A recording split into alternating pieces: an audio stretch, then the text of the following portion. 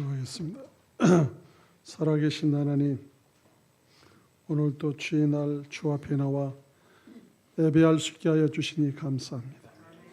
성령과 권능으로 임하여 각자에게 역사해 주시고 하나님의 진리 아래서 매일같이 승리하는 삶이 될 수 있도록 도와주시옵소서. 찬양하는 영혼들에게 늘 강건함을 주시고 주님을 노래하는 데 부족함이 없도록 역사하여 주옵소서. 더불어 종의 입술과 생각과 마음과 육체를 주관하시고 주의 말씀을 증거할 때에 성령으로 인도하여 주옵소서. 거룩하신 예수님의 이름으로 기도하옵나이다. 아멘. 하나님 말씀 봅니다. 출애굽기 1장 31장 출애굽기 31장 1절에서 18절에 있는 말씀을 한 절씩 교독합니다.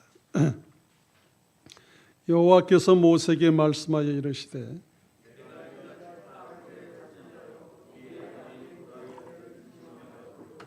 하나님의 영을 그에게 충만하게 하여 지혜와 총명과 지식과 여러 가지 재주로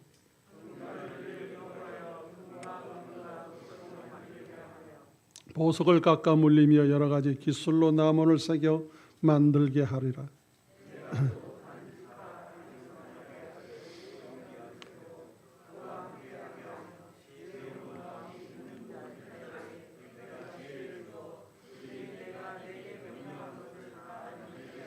곧 해막과 증거궤와 그의 속죄소와 해막의 모든 기구와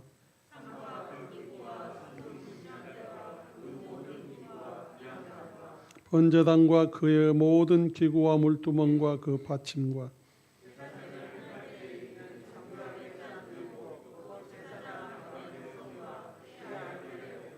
간유와 성소의 향기로운 향이라. 물은 내가 내게 명한 대로 그들이 만들지니라. 너는 이스라엘 자손에게 말하여 이르기를 너희는 나의 안식일을 지키라. 이는 나와 너희 사이에 너희 대대의 표징이리. 나는 너희를 거룩하게 하는 여호와인 줄 너희가 알게 함이라.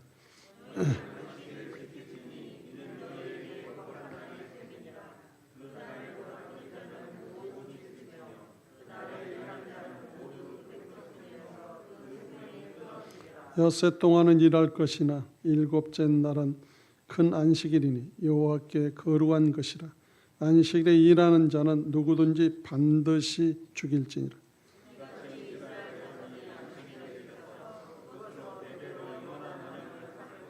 이는 나와 이스라엘 자손 사이의 영원한 표징이며 나 여호와가 엿새 동안의 천지를 창조하고 일곱째 날에 일을 마치고 쉬었음이라 하라.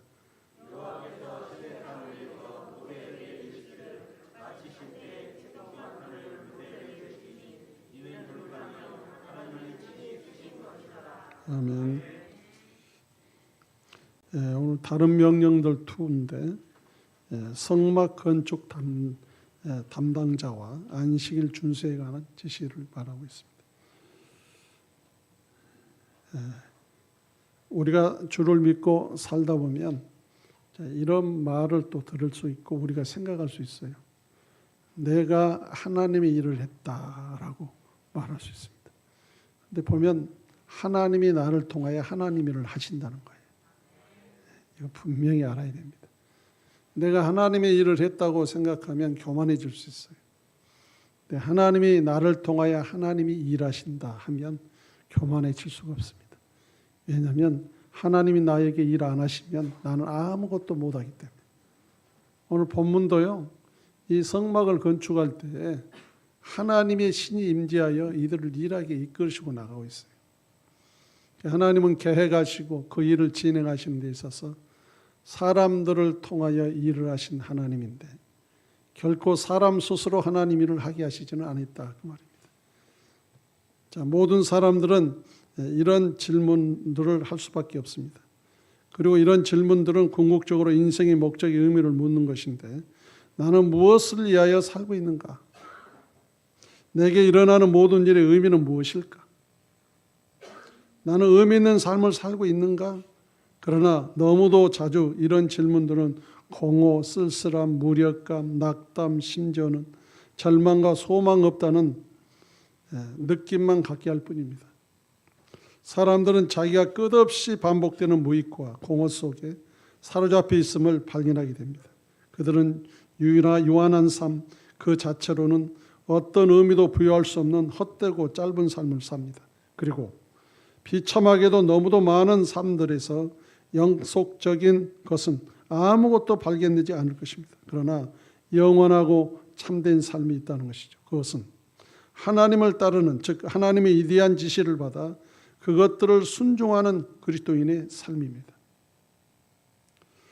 다음과 같은 사람들의 삶의 목적의 의미를 가져다 주는 것은 하나님의 지시들과 그것에 순종하는 삶인데, 자, 부자와 가난한 사람들에게, 배운 사람과 단순한 사람들에게, 배우지 못 배운 사람들에게, 심오한 사람과 단순한 사람들에게, 약한 사람과 강한 사람들에게, 병약한 사람과 건강한 사람에게, 하나님의 위대한 말씀은요, 우리를 일깨워 하나님을 섬기도록 하며 우리는 하나님을 섬김으로써 깊고 풍성하고 의미 있는 삶을 경험하게 된다는 것입니다. 우리가 하나님을 섬길 때 하나님께서는 다음과 같은 것들을 주시는데, 깊은 만족과 완성의 느낌을 주시고, 깊은 목적과 의미의 느낌을 주시고, 깊은 확신과 안정의 느낌을 주신다는 거죠. 즉 하나님으로부터 사랑을 받고 있으며 영원히 살 것이라는 확신과 안정의 느낌을 갖게 됩니다. 그래서 오늘 본문은 성막 건축 담당자와 안식일 준수에 관한 지시들에 대해서 두 가지 측면에서 이제 핵심으로 말씀해 주고 있는데요. 첫째는 1절과 11절을 보니까 성막 지을 자들을 지명하셨다. 자, 성막의 구조와 양식에 대한 지시에 이어서 이제 하나님께서는 실제적으로 성막 제작할 사람들을 지명하십니다. 성막과 그 모든 기구들을 만든 일에 지명된 사람은 부사렐과 오홀리압이었습니다. 이때는 하나님께서는 모세에게 성막의 설계를 위한 청사진과 모형을 지시하신 후라는 사실을 기억할 수 있는데, 이제 실제적으로 성막을 제작해야 할 때가 된 것입니다. 이것은 하나님께서 사람을 불러 자신을 섬기도록 하실 때 일어나는 일에 관한 부분인데요. 자, 1절과 5절에는 부사렐이란 사람을 지명해요. 그래서 이런 부분을 보면은 하나님이 지명해야 그 일을 할 수 있다 그 말이에요. 성전 건축 담당자로 먼저 지명된 자는 부사렐이고, 하나님께서 친히 자기 백성 가운데 거하시기 위한 장소인 하나님의 성막의 건축을 감동하도록 임명된 부사렐은 어떤 사람일까? 이와 같은 특권을 부여받는 사람은 누구일까? 부사렐은 애굽에서 노예 신분으로 태어나서 노예로 자랐습니다. 그는 분명히 고되고 힘든 세월을 견디며 자랐을 것이고 몹시 지쳤던 때도 있었을 것입니다. 그는 노예 생활의 어려움과 고통 그리고 야만성을 알고 있었습니다.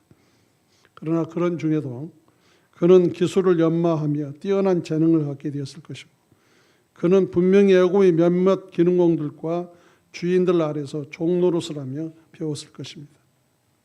그런데 성경이 부사렐에 대하여 말하는 바에 대해서 주목할 수 있는데, 오늘 2절에 보니까 이 사람을 하나님이 불렀다.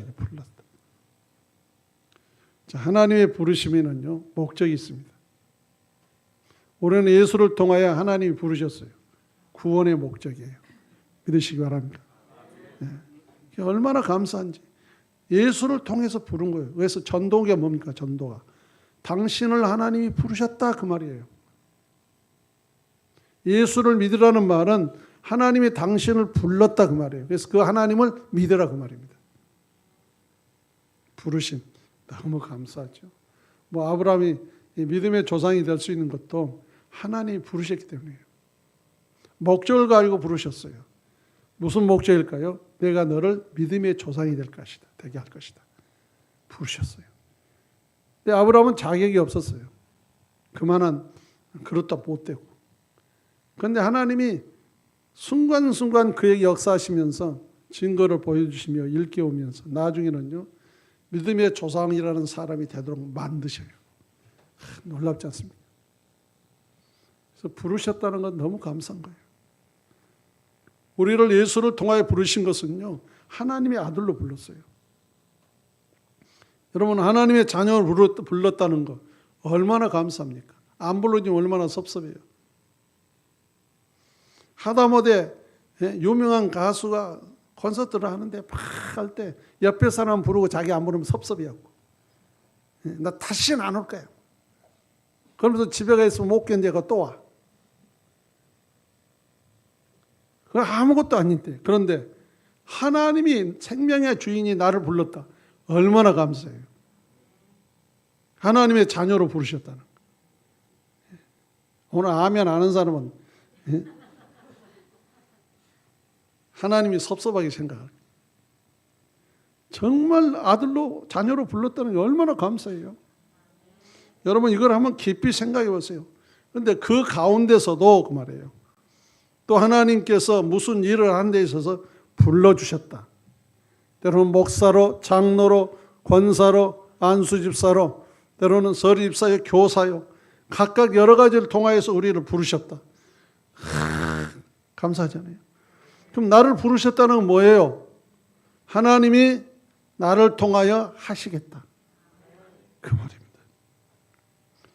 자, 부사례를 지명하여 부르셨어요. 부사례라는 이름은요, 하나님의 그늘 아래서, 즉 하나님의 보호와 인도 아래서라는 의미인데, 실제로 하나님께서는 애굽에서부터 그의 삶 전체를 보호하시며 인도하셨습니다. 고난과 압제로부터 그를 보호하시고 그를 인도하시고 준비시켜서 장차 하나님 일을 하도록 필요한 기술들을, 즉 하나님의 성막을 건조하는 데 필요한 기술들을 배울 수 있도록 하신 거죠. 요점은 하나님께 친히 장막의 감동으로 섬길 사람을 선택하시고 임명하셨다는 것입니다. 원어상으로는 하나님께서 그의 이름을 부르셨다라고 표현되어 있습니다. 하나님께서는 부사례를 개인적으로 아셨으며 그의 이름을 부르셨다는 거죠. 감사하죠. 여러분, 모세를 하나님이 부르셨어요. 어디서? 떨기나무에서.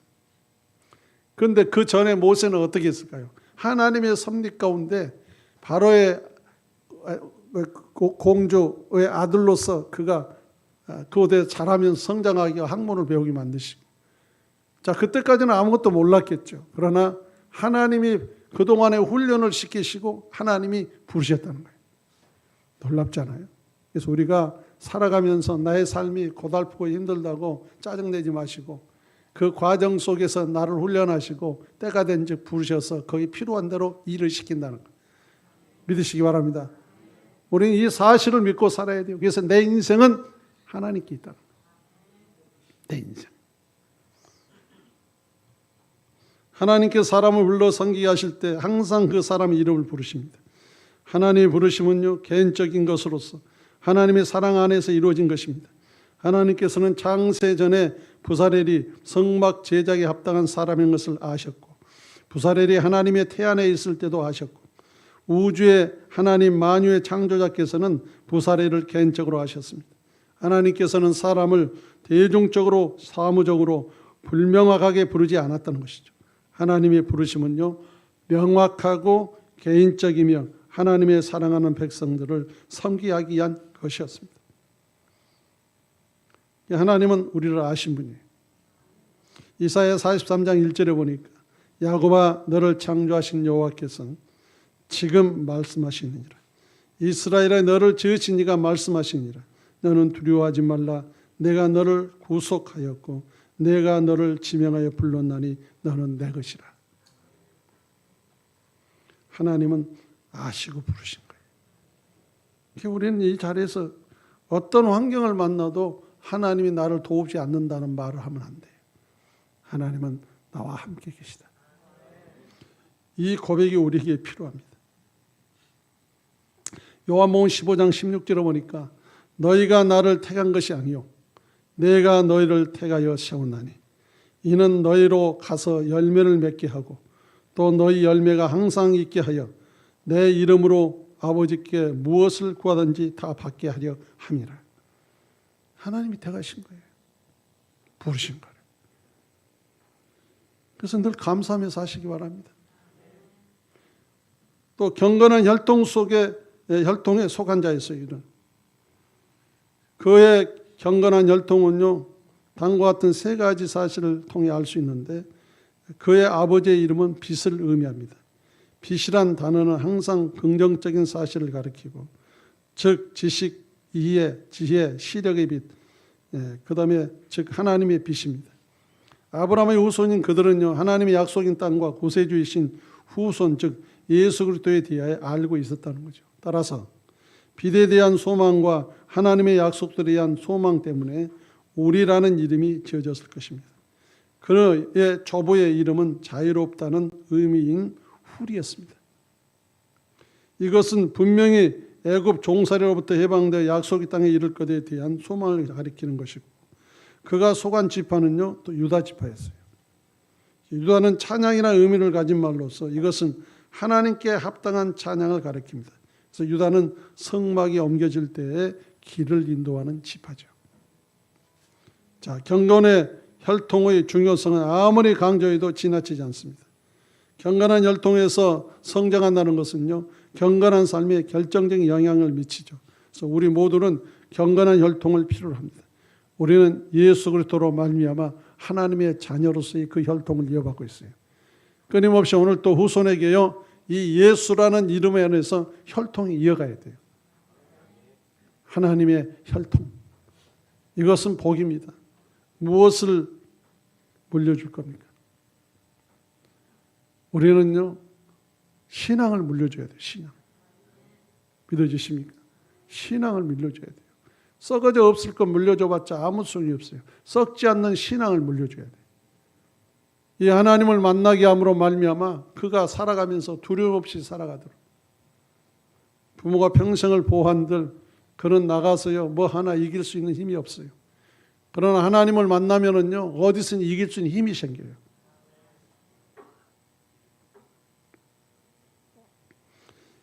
다만 하나님께서 능력을 더하셨다 이렇게 말합니다. 하나님께서는 지명하여 부르신 부살에게 능력을 부어주셨어요. 그는 하나님의 영으로 충만케 되었습니다. 하나님께서 어떤 사람을 불러 섬기하실 때 그 사람은 홀로 그 일을 하게 되는 것이 아닙니다. 하나님께서는 사람에게 그분의 영으로 충만케 하여 그 사람을 능하게 하신다는 거죠. 이와 같이 하나님의 영으로 충만하게 된 부살에는 다음과 같이 되었어요. 특별한 기술과 능력을 받았고요. 지혜와 총명 그리고 기능에 대한 특별한 지식을 받았어요. 자, 얼마나 감사합니까? 그리고 그의 기술과 능력은 4절과 5절을 보니까 그는 다음과 같이 할 수 있는 능력을 받았어요. 금속 작업을 하고 설계할 수 있도록 그리고 돌들을 깎고 다듬는 일을 하고 설계할 수 있도록 나무 작업을 하고 설계할 수 있도록 많은 공교한 일을 하고 설계할 수 있도록 능력을 받았다는 거죠. 자, 하나님이 함께 하시면요 그 일을 할 수 있도록 만드십니다. 하나님의 신이 그렇게 하시는 거예요. 여러분 신약에 보면은요 이렇게 나왔죠. 로마서 12장 6절로 8절에 보니까 우리에게 주신 은혜대로 받은 은사가 각각 다르니 혹 애인이면 믿음의 분수대로 혹 섬기는 일이면 섬기는 일로 혹 가르치는 자면 가르치는 일로 혹 이로한 자면 이로한 일로 구제하는 자는 성실함으로 다스린 자는 부지런함으로 긍휼을 베푸는 자는 즐거움으로 할 것이니라. 한 성령이 그 사람에게 합당하게 나타내시는 거죠. 근데 사람은 이렇게 하죠. 상대 것이 부드러워. 하나님 나에게 저것도 부어주세요. 그럼 하나님이 뭐라 할 거예요? 너는 합당하지 않아. 내가 너에게 준 은사가 너에게 맞아. 그렇게 말하는 거예요. 그럼 사람은 그것이 크고 자기 것은 적은 걸로 생각하지만 하나님은 그것도 크고 네 것도 큰 것이야. 그렇게 말해요. 왜요? 하나님이 영이 하시는 거니까. 볼까요? 고린도전서 12장 4절로 6절에 보면은 은사는 여러 가지나 성령은 같고 직분은 여러 가지나 주는 같으며 또 사역은 여러 가지나 모든 것을 모든 사람 가운데서 이루시는 하나님은 같으니. 하나님이 하시는 거예요. 그냥 높고 낮음이 없는 거예요. 지금 하나님이 영이 나를 통하여 그 일을 하게 하실 때 내가 그대로 순종하면 하나님의 위대한 일이 되어지는 거죠. 그래서 우리는 육신의 생각과 육신의 기준을 가지고 살아가면 안 됩니다. 사람은요, 막 나타나는 증거만 보고 굉장한 걸 능가하죠. 그런데 그것만은 아니에요. 하나님은 드러나지 않는 것도 귀하게 여기게 하시는 일들이 많다. 믿어지십니까? 그래서 우리는 우리에게 주어진 일에 최선을 다해 그냥 따라가면 돼요. 중요한 것은 무슨 기도를 해야 할까요? 하나님 나와 함께 하시옵소서. 이것밖에 없어요. 하나님 나와 함께 해주세요. 하나님이 나와 함께 동행해 주세요. 그럼 거기에 따라서 하나님이 역사하는 거죠. 거기에 따라서. 근데 하나님 나에게 이 능력을 주시옵소서. 하나님이 이 능력을 주시옵소서. 그럼 뭐 할래? 아니요. 하나님 나와 함께하여 주세요. 하나님 나와 함께해 주세요. 오늘 하나님 나와 함께해 주세요. 왜요? 능력은 하나님께 있잖아요. 그 상황을 잘 파악하신 분이 하나님이시잖아요. 하나님이 하시는 거예요. 성경에 보면요, 하나님이 나를 찾으면 내가 너와 함께 하겠다. 계속 나는 너와 함께 하겠다. 나는 너와 동행할 거야. 너희는 나를 부르짖어 내가 네게 응답할 거야. 하나님이 함께 하겠다는 거예요. 하나님. 여러분 임마누엘 뭐입니까? 임마누엘. 하나님이 우리와 함께 하신다. 그게 목적이에요. 하나님이 함께 하시면 문제는 해결되는 거예요. 하나님이 함께 한다는 것은 하나님에 의해서 내가 살아가는 거예요. 그러니까 나의 실수가 없어지는 거죠. 나의 과거의 불행이 없어지는 거죠. 하나님의 행복이 내게 있는 것이죠. 이렇게 살아가는 거예요. 그래서 하나님이 나를 통하여 적당하게 그동안에 나를 훈련시키고 그동안에 나를 통하여 하시고자 한 일을 하나님이 드러내고자 할 때 그 말에 순종하여 살아가면 역사가 나타나는 거예요. 6절로 보니까 돕는 자로 올리압이 지명됩니다. 하나님께서 성막 건축하는 막중한 일을 맡게 된 부사레를 도울 자로 올리압을 세웠어요. 그의 이름은 아버지의 천막 또는 아버지는 나의 천막이다라는 의미입니다. 하나님께서는 부사렐에게 하셨던 것과 똑같이 올리압을 보호하시고 돌보아 오셨음이 암시되어 있습니다. 하나님께서는요 보다 중요한 봉사를 위해 그를 준비시켰어요. 자, 그 사람은 어떤 사람인가? 단지파의 사람. 그리고 하나님께서 능하게 하신 사람. 할 수 없는 인생에게 하나님의 신이 함께 하심으로 능하게 하시는 거예요. 그래서 일을 맡기면은요, 나 못해요. 못하니까 부른 거야.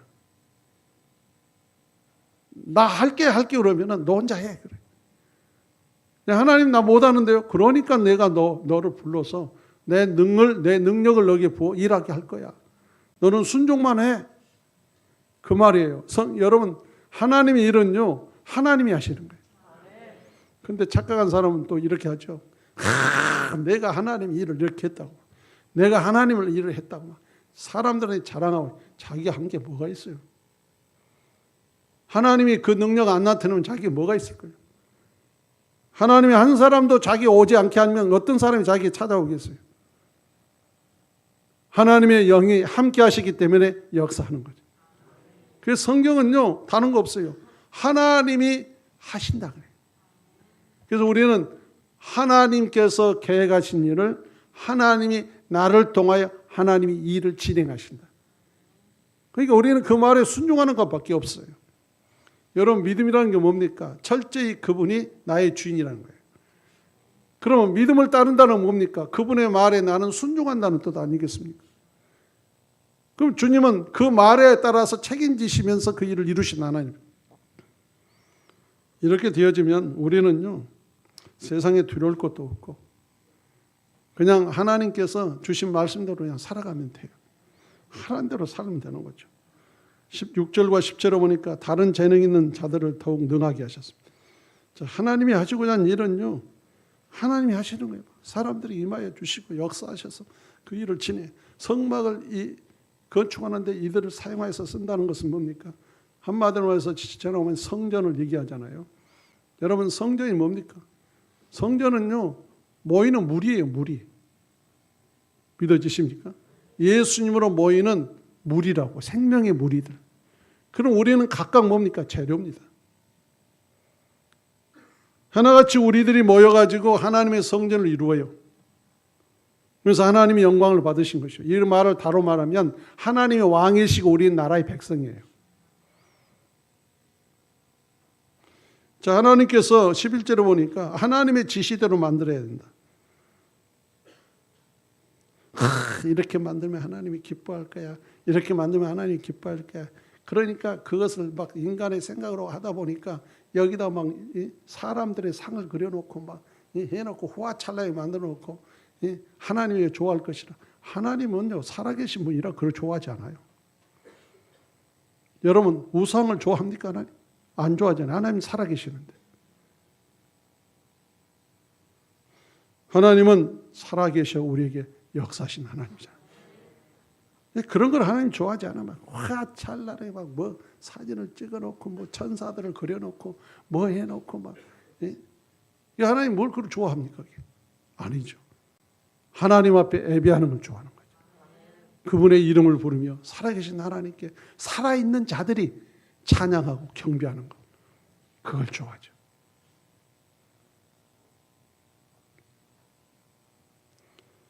하나님의 경고는 분명합니다. 우리는 그분께서 말씀하신 그대로 살아야 하며 그분의 계명들 즉 그분의 말씀에 가감없이 순종해야 합니다. 우리는 그분의 계명들을 더하거나 빼려고 해서도 안 돼요. 그런데도 우리 중 너무도 많은 이들이 그렇게 하고 있다는 거예요. 자, 우리는 다음과 같은 질문들을 함으로써 하나님께서 말씀하신 것에 우리의 생각을 더하려고 합니다. 하나님께서는 나에게 그렇게 깊은 상처와 고통과 고난을 가다 준 어떤 사람을 용서하기를 진실로 원하시는가? 그렇죠. 자, 마가복음 11장 24절로 26절을 보니까 그러므로 내가 너에게 말하노니 무엇이든지 기도하고 구하는 것은 받은 줄로 믿으라. 그리하면 너희에게 그대로 되리라. 서서 기도할 때 아무에게나 혐의가 있거든 용서하라. 그리하여 하늘에 계신 너희 아버지께서도 너희의 허물을 사하여 주시리라. 왜요? 하나님이 나의 허물을 사해 주었기 때문에. 자, 예수 그리스도만이 진실로 하늘로 가는 참 길인가? 과연 유일한 길인가? 그렇잖아요. 다원주의는 그렇지 않지만 우리는 오직 한 길입니다. 예수 그리스도로 가는 길이에요. 천하 인간에 다른 이름을 준 적이 없어요. 오직 예수 그리스도라는 이름. 요한복음 14장 6절에 보니까 예수께서 이르시되 내가 곧 길이요 진리요 생명이니 나로 말미암지 않고는 아버지께로 올 자가 없느니라. 이 말이 우리에게 진리입니다. 마태복음 6장 33절에 그런즉 너희는 먼저 그의 나라와 그의를 구하라. 그리하면 이 모든 것을 너희에게 더하시리라. 중요한 것은 우리는 하나님의 나라예요. 하나님의 의입니다. 이 말이 뭡니까? 예수를 구주로 모시는 거예요. 그때 우리는 그렇게 살아가게 되는 것이죠. 하나님께서 말씀하신 것들, 즉 그분의 계명은 그렇게 중요한가? 당연하죠. 하나님 나라의 백성이 하나님의 계명을 무시한다는 것은 하나님의 왕이 아니에요. 오늘 저와 여러분이 예수가 우리의 왕이라고 그러잖아요. 대답이 없어요. 예수님이 우리의 왕이시잖아요. 그럼 우리는 왕의 법을 따라 살아야 되잖아요. 왕의 법이 뭡니까? 우리 심령에 갖다 새겨주신 새 계명이에요. 새 계명. 이 계명을 따라 살아야 하나님의 백성입니다. 성령은 오셔서요, 이 계명을 따라 살게 하시는 거예요. 이렇게. 그래서 이 성전 안에요, 법이 없으면 안 되는 거예요. 그러니까 하나님의 나라에 법이 없으면 안 돼. 이 나라도 법이 없으면 안 되잖아요. 근데 지금 우리에게는 하나님이 우리의 아버지예요. 하나님이 우리 아버지예요. 아버지는 우리를 오로지 뭐만 해요? 하나님은 사랑하시는 거예요. 하나님은 우리가 자녀가 됐어요. 하나님은 우리를 사랑하시는 거예요. 다른 법이 없어요. 미워하신 법이 없어요. 사랑하신 거예요, 하나님. 그 법을 우리 마음속에 새겼다니까요. 그 사랑이시기 때문에 십자가 지게 하셨고, 사랑이기 때문에 우리를 지켜주셨고, 사랑이기 때문에 오늘 또 변함없이 우리에게 은혜를 베푸시는 거예요. 그 법을 우리에게 새겨서 성령이 우리에게 이끈단 말이에요. 예수를 믿는다면 성령의 사람이 되는데 성령의 사람이라면 이렇게 살아가는 것입니다. 크고 낮음 생각지 않은 거예요.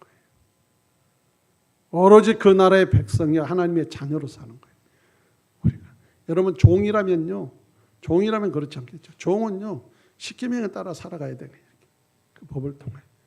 그 종에게는 주인의 법이 있지만 자기 법이 있어요. 종의 법이 있어요. 그러니까 그 말씀 계명을 따라 살면서도 자기 법을 가지고 살아가는 거죠. 여러분 지금 우리는 하나님의 자녀예요. 자녀는 누구의 법이에요? 아버지의 법이야. 이거 분명히 알아야 됩니다. 이거 분명히 알아야 돼. 이거 제대로 듣지 못하면요 종의 법을 따라 살아간다니까. 종의 법을 따라. 결국은 제 법을 따라 살아가는 거예요. 그러니까 십계명을 이용하여서 정죄하고 살아가는 거죠. 그런데 예수로 말미암아 살아가는 인생은요, 우리 심령에 딱 계명을 새겨버렸어요. 십계명의 완성의 법은요, 하나님을 사랑하고 이웃을 사랑하는. 그 하나님의 법이요, 딱 우리에게 새긴 거예요. 결론은 이웃이란 뭡니까? 형제란 얘기 아닙니까? 자, 12절과 18절을 보니까 안식일 준수를 명해요. 성막 건축에 앞서 이미 언급되었던 안식일의 의미와 준수 방법이 다시 강조됩니다. 사실 성막을 짓는 엄청난 작업의 초기 단계에 사람들은 매우 흥분하고 있었을 것입니다. 그들은 종일 또는 하루도 빠짐없이 일할 준비가 되어 있었을 것입니다. 그러나 모세에게 주신 하나님의 명령, 즉 안식일을 거룩히 지키라는 명령이 있었어요. 성막 짓는 동안에도 안식일을 지켜야 했습니다. 안식일은 하나님과 사람 사이의 언약의 증표요, 그 언약의 영원한 증표이기 때문에 어떤 경우라도 반드시 안식일을 지켜야 됐습니다. 그럼 왜 안식일을 지키라고 했을까? 늘 제가 말입니다. 닳도록 얘기했어요. 왜 안식일을 지켜야 될까? 이 안식일요, 우리가요 사모하지 않으면 끝나는 거예요. 이 안식일은 뭡니까? 하나님께서 6일째까지 일하시고 7일째는 쉬는 날이에요. 그런데 이 날은 분명히 어떤 날인가? 사람이 하나님의 형상으로 지어진 날이에요. 지어지고 난 다음 날이야. 그런데 지금 사람들의 마음속에 하나님 뭘 잃어버렸어요? 형상을 잃어버렸잖아요.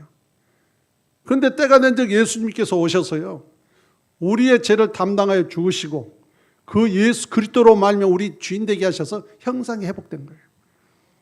믿어지십니까? 그래서 우리가 다시 그리스도로 말미암아 하나님의 형상이 회복되고 영원한 안식에 들어가는 안식 후 첫날, 이 날이 주일입니다. 오늘 우리 주일은 귀하게 여겨야 돼요. 믿어지십니까? 이 주일은요, 안식에, 영원한 안식에 들어가는 출발이에요. 출발. 주님과 함께 하늘나라에 속한 자로 살아가는 출발입니다. 첫날이에요. 첫날. 여러분 할례가 며칠 날짜죠? 며칠째 날? 8일째 날이 안식 후 첫날 8일째 날. 할례가 뭡니까? 가려있는 죄를 잘라버린 거죠. 한마디로 부활을 얘기합니다. 부활, 생명의 부활. 그 주일은 중요한 거예요. 주일날. 그래서 이날은 우리가 어떻게 해요? 새로 지음을 받는, 새로 창조가 되는, 바로 그리스도의 형상을 입는 이런 자로서 우리는요, 하나님께 찬양하며 영광 돌며 살아가는 거예요. 하나님이 사람을 지은 것은 하나님을 찬송케 하려고 지었다고 그랬잖아요. 하나님을 찬양하고 살아가는 거예요. 그래서 주일을 잔치라고 얘기합니다. 잔치. 그런데 이단들은 사람이 만든 날이라고 얘기해서, 그런데요, 그 환경이 그렇지가 않아요. 이미 안식 후 첫날에 하나님께 예배를 드려야 할 주일날인데 그걸 이용해서 사람들에게 말입니다. 이거는 태양절이라 하면서 엉뚱한 말을 하지만은 아니에요. 성경은 이미 예언된 상태에서 이루어지는 사건이에요.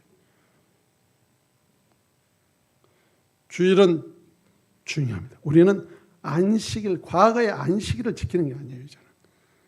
예수로 말미암아 안식 후 첫날로 출발하는 거예요.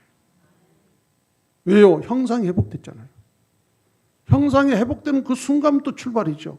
여러분, 하나님 6일째 날 지을 때 뭐라고 그랬어요? 하나님이 사람을 지을 때 자기의 형상과 멋대로 모양대로 사람을 창조하시고 그랬죠. 그러니까 하나님은 그렇게 지었어요. 그런데 사람이 하나님을 떠남으로 형상을 잃어버린 거예요. 그럼 죽었다는 얘기잖아요.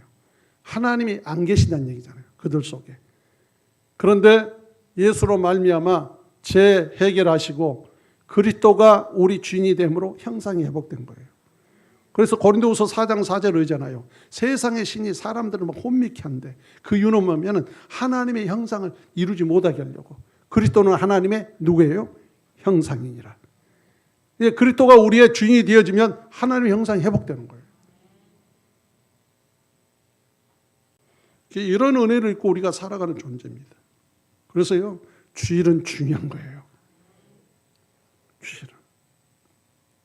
자, 하나님은 엄중한 경고를 주지요. 안식은 거룩하게 지켜져야 했고, 이 계명을 범한 자는 어떻게 돼요? 다음과 같은 심판을 받게 되는데, 만일 안식일에 덜을 뺐다면, 즉 그가 안식일에 어떤 사악한 일을 행하였거나 안식일을 존중하고 지키지 이를 거부하였다면 처형을 받아야 했고, 만일 그가 안식일에 일을 했다면 그는 자기 백성으로부터 끊쳐졌습니다. 즉 하나님과의 신령한 교제가 단절되고 모든 축복에서 제외된다는 거죠. 이 날은 너무너무 중요하기 때문에 사모하라 그 말이에요. 이 날은 뭡니까? 하나님이 쉬는 날. 그 날은 쉬는 날. 이 날을 우리가 고대하면서 사모하는 거죠. 결국은 예수님이 이 그림자를 해결하신 거예요. 골로새서는 안식일은 그림자라고 그러잖아요. 이 날을 예수님이 해결하신 거예요. 그래서 그리스도로 하나님의 형상의 재창조가 되어서 우리는 그때부터 하나님의 자녀로서의 하나님의 백성으로서의 출발하는 행복한 날을 살아가는 겁니다. 오늘도 하나님의 자녀가 된 것을 기뻐하시기 바라고요. 하나님이 나의 아버지는 끊임없이 고백하시기 바랍니다. 우리는 하나님의 자녀예요. 이 언약은 영원한 언약입니다. 영원한 언약. 십계명은 하나님께서 직접 주신 것이죠. 이 계명이 누구에게? 죄인들에게. 율법은 모세를 통하여 죄인들에게 주신 거예요. 그런데 은혜의 법은 하나님의 아들이 직접 가지고 오셨어요.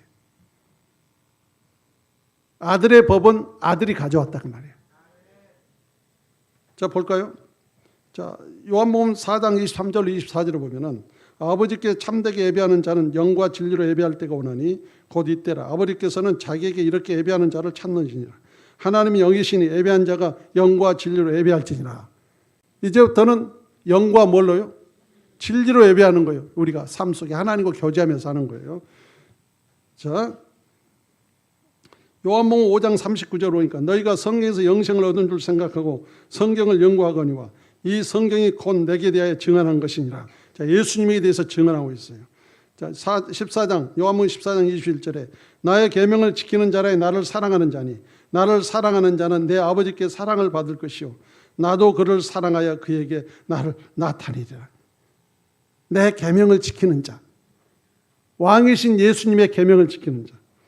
내가 아버지의 계명을 지켜 15장 10절에 내가 아버지의 계명을 지켜 그의 사랑 안에 거하는 것 같이 너희도 내 계명을 지키면 내 사랑 안에 거하리라. 주님과 상관이 있다는 얘기죠. 우리는요 아버지의 법으로 사는 거예요. 사람들은 이제 아버지의 법으로 아버지의 마음 달라고 그러잖아요. 아버지 마음이 뭡니까? 계명이에요. 계명.